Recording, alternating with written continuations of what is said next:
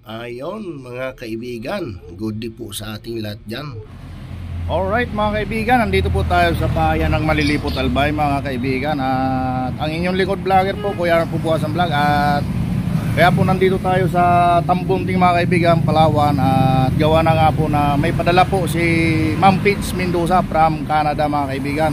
Tapos po ako nagpapasalamat kina Ma'am Pitch Mendoza from Canada. Kuha na nga po natin ang padala ni Ma'am Pitch Mendoza.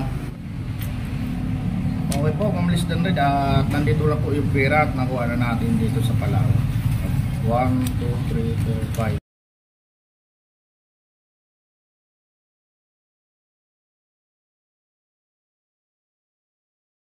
5. Salamat po Ma'am Liz Danred. Alright. Ayon mga kaibigan, good day po sa ating lahat dyan.